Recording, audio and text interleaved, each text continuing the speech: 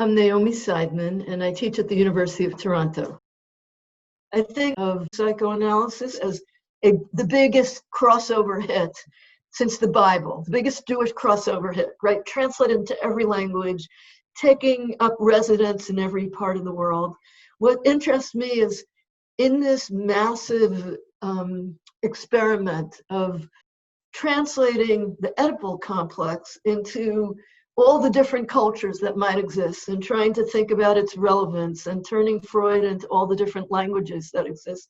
What happens when, instead of taking Freud to the diasporas of London and New York and Buenos Aires and Moscow, what if instead of that diaspora, you look at a different diaspora, which is the diaspora that was in Freud's backyard, which was Galicia and Lithuania and Poland, when Poland became a nation, those places that Freud's ancestors came from, which felt a particular kinship to Freud, even though on some level they were a complete backwater, right?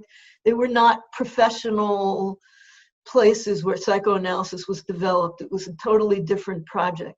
So that's what I'm interested in. And for me, Weinreich's, the little notebook that I found in the archive is the Rosetta Stone for that project. It's a small notebook with no date. It was in a box of papers of Max Weinreich, and it was called Freud Laboratoria.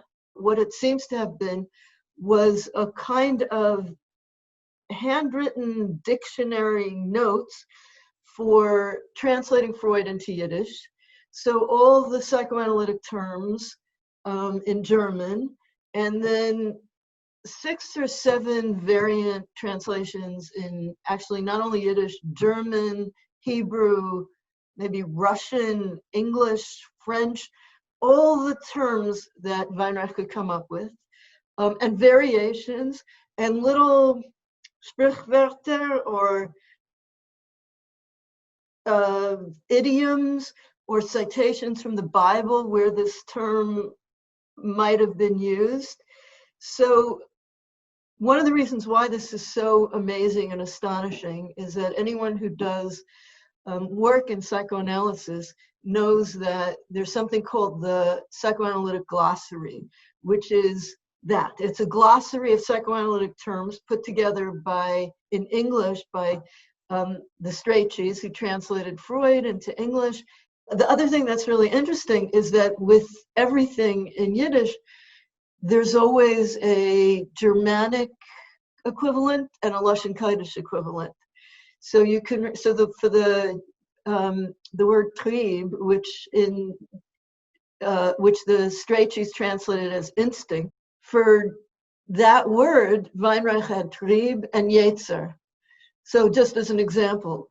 So the word yetzer, for anybody who reads, who is familiar with Jewish rabbinic discourse, they know that yetzer has a really, unlike the word trieb, which is just like a trieb, which is like a modern equivalent, in Yiddish, this has a long Jewish history, and it has a long rabbinic set of reflections on it, especially there's yetzer hara, yetzer tov, and the rabbis think about what is yetzer. So the idea that if you're somebody who's thinking about what Freud's Jewish roots might be, then the idea that he had some connection with this notion yetzer, which in the rabbinic world is both good and bad.